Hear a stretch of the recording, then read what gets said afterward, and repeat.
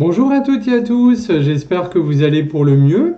En cette veille de rentrée, et après ces longs mois, ces 2 mois d'été, hein, effectivement, avec des vacances pour certains d'entre vous ou pas. Voilà, certains d'entre vous ont peut-être travaillé, n'ont pas eu forcément la chance ou l'occasion de prendre des congés, donc voilà, je pense fort à eux. Mais c'est vrai que le temps passe très très vite puisqu'on se retrouve déjà quasiment au 1er septembre. Et ben voilà, j'en profiter pour prendre de vos nouvelles, savoir comment vous vous sentiez, comment vous alliez.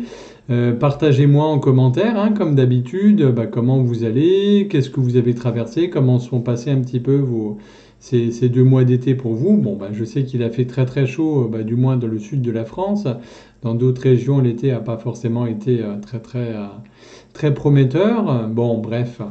En tout cas, je reviens vers vous pour vous parler de la très belle pleine lune bleue en Poisson, voilà, qui aura lieu ce jeudi 31 août 2023 à 3h37 du matin, et donc qui marque également un événement rarissime, puisque voilà, ce sera ce qu'on appelle une super pleine lune bleue. Il faut savoir que la prochaine fois, ce sera en 2037, donc ce ne sera pas forcément dans quelques mois. Et cet événement va commencer au coucher du soleil et prendra fin, bien sûr, quand elle se lèvera de nouveau le petit matin. Et donc, cette super lune bleue, c'est la convergence de deux phénomènes qui, dans la vie de tous les jours, pour beaucoup d'entre vous, ça ne va pas forcément changer la face du monde, hein, ça j'en suis conscient. Mais effectivement, vous allez avoir l'habitude que le satellite naturel est un peu plus gros que d'habitude. C'est pour ça qu'on parle de super lune. Quand cette période de pleine lune coïncide avec la période où la lune est la plus proche de la Terre. C'est ce qu'on appelle aussi en langage un petit peu plus scientifique le périgée. Parce que pour petit rappel, notre planète tourne autour du Soleil, la Lune, elle, tourne autour de la Terre à une distance qui est à peu près entre 356 000 et 406 000 km. Elle ne fait pas un rond parfait. Et c'est ce mouvement qui fait que parfois on a l'impression qu'elle est plus proche ou plus éloignée de nous. Et c'est quand elle est au plus près, au plus proche de nous, entre guillemets, hein, tout est relatif, hein, vu les centaines de milliers de kilomètres. Elle garde toujours son diamètre d'environ 3500 km, mais elle n'est pas plus grande. Voilà, c'est juste une question de point d'observation en fait. Et cette super lune bleue, c'est tout simplement la pleine lune, vous savez que voilà, c'est des phénomènes hein, comme la nouvelle lune qui revient à peu près tous les 29 jours et demi, comme le cycle, hein, voilà. Et par contre, ce mois, il y a eu deux pleines lunes. C'est pour ça qu'on appelle la super lune bleue, parce qu'il y a deux pleines lunes sur le mois. D'habitude, on a droit qu'à une nouvelle lune et une pleine lune. Donc on est des petits chanceux en fait. Mais par contre, voilà, par son surnom bleu, elle aura toujours cette couleur grise brillante. Elle ne sera pas bleue, vous ne verrez pas une lune bleue non plus, quoi. Donc c'est sûr que voilà, la rentrée approche, hein, comme je vous le disais, et alors il va falloir patienter jusqu'au 21 septembre prochain, date de l'équinoxe hein, officiel de l'entrée dans l'automne. Mais dans le ciel, les énergies nous invitent déjà à clôturer un cycle au travers de cette pleine lune, justement. Et en poisson, hein, signe d'eau, signe des émotions, et c'est également le dernier signe du zodiaque, hein, puisque le poisson clôture tout l'enchaînement des 12 signes du zodiaque, ce qui fait que tout ce qui a été initié ces derniers mois commence un petit peu à prendre sens, à maturer un petit peu, et c'est un petit peu comme vous savez dans les aéroports ou dans les gares, quand on lance des derniers appels, et là c'est un peu la même chose, c'est le dernier appel pour lâcher prise, abandonner un petit peu vos vieux schémas qui peuvent vous bloquer, vous empêcher d'avancer.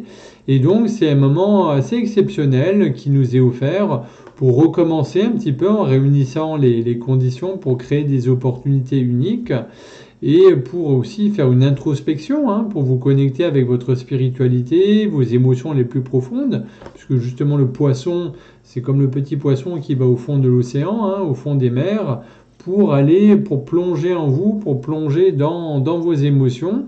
Et donc c'est comme si tout semblait s'aligner un petit peu avec une sorte de dilemme à la clé, soit de choisir de recommencer un cycle en reproduisant les mêmes schémas, hein, les mêmes erreurs peut-être, les mêmes choses que vous faites d'habitude, ou au contraire, vous détacher un petit peu de tous ces carcans pour évoluer et pour repartir de plus belle. Donc c'est vraiment le moment de faire le point, mais plus une mise au point sur un plan émotionnel. Parce que bah oui, les poissons, hein, c'est des grands sentimentales, très très connectés, très voilà, c'est très toutes les perceptions sont en exergue pour vous interroger sur vos émotions, vos ressentis, vos relations.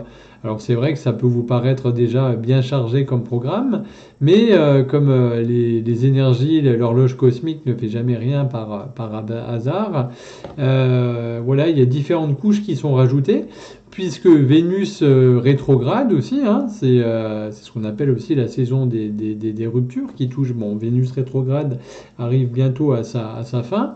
Mercure rétrograde, lui, où il y a toujours des petits problèmes de communication, des couacs techniques, etc., il est en train d'atteindre son pic. Et voilà, c'est vraiment une transformation profonde qui se fait sentir, motivée par cette envie un petit peu de retrouver un certain équilibre, un certain milieu de gamme en fait. Un mix effectivement entre le besoin de prendre peut-être vos responsabilités en main et en même temps d'enclencher une mutation dans vos vies. Alors tout cela en fait, voilà, la cerise sur le gâteau, c'est également l'arrivée d'Uranus rétrograde, qui est la planète des surprises, des grands bouleversements, la planète des idiots, hein, les grandes idées aussi novatrices, qui s'apprête à rétrograder, donc à freiner un petit peu en termes d'énergie, pour venir bousculer un petit peu l'ordre des choses. Et donc voilà, cette pleine lune, donc sous l'égide du signe émotionnel d'eau des poissons, va être très favorable effectivement à vos rêves, à la sensibilité, au développement de vos intuitions également, hein, puisqu'on est toujours aussi sur ce cheminement d'ascension, hein, effectivement, de développer nos capacités, de retrouver notre souveraineté. Et ça évoque effectivement cette pleine lune en poisson un renouveau. C'est comme si quelque chose pouvait quitter vos vies, comme une relation, un travail, un traumatisme, même des énergies psychiques hein, qui ne sont pas les vôtres, et du coup, on tire la chasse d'eau et on passe à autre chose.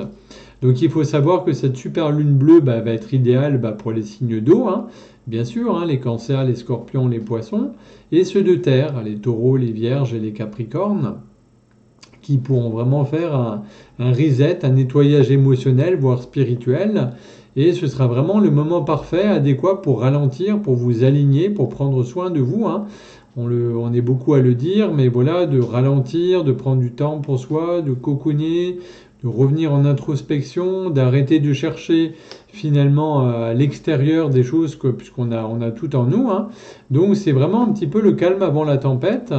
Les conjonctures sont vraiment idéales pour lâcher prise. Alors je sais, vous allez me dire, c'est toujours plus facile à dire qu'à faire, mais bon, ça se fait. Et donc voilà, ça vous permet vraiment de prendre du recul, de ralentir pour recharger vos batteries aussi, hein, avant de plonger dans le rush de la rentrée également. Donc c'est pas anodin en fait. Hein. Et après, alors bien sûr, hein, pour les autres signes, ce sera peut-être un petit peu plus inconfortable. Bon, après, sachant que la Lune est une planète dite rapide, hein, donc en quelques jours, voilà, les énergies seront passées à autre chose. Et c'est sûr qu'en fonction de votre signe lunaire, de votre ascendant, la pleine Lune n'aura pas la même vibration, la même coloration pour chacune et pour chacun d'entre vous. Hein. Si vous êtes par exemple Bélier, Lion ou Sagittaire, il risque peut-être d'avoir un petit peu plus de frustration. Et il pourrait y avoir des colères qui se réveillent parce que vous allez revisiter quelque part un petit peu votre passé pour trouver peut-être certaines réponses. Et donc, voilà. Après, il y a également nos amis de signes d'air, hein, les Gémeaux, les Balances et les Verseaux, qui eux, ça va être sûrement les plus impactés par cette pleine lune parce qu'ils vont devoir faire face à des prises de conscience émotionnelles. Et c'est vrai que souvent, d'ordinaire, ils sont plutôt tournés vers le mental, quand les poissons sont plutôt sur le ressenti. Donc c'est deux choses qui sont un petit peu un peu touchy qui peuvent, voilà, qui sont pas forcément, qui vont pas dans le même sens et qui pourraient avoir du mal à lâcher prise. Et voilà, ça peut être un exercice un petit peu difficile. En tout cas, voilà, cette pleine lune, elle va être très chargée en énergie, hein, comme d'habitude. Hein, vous allez me dire, ça change pas, hein, on change pas une équipe qui gagne. Elle est puissante, elle vous invite à, peu importe les signes astrologiques dans lesquels vous êtes, à miser sur vos émotions, à développer un petit peu votre empathie également. Puisque voilà, sous ce signe sensible du poisson, et donc comme je le disais aussi, puisque elle marque également la fin d'un cycle. Pour voilà, faire le point pour vous, pour entamer peut-être après de nouveaux projets personnels, professionnels, relationnels. Voilà, donc voilà, il y a particulièrement le lion, il y a le lion et le poisson qui vont être particulièrement transformés par cet événement, en fait, qui va être très fort.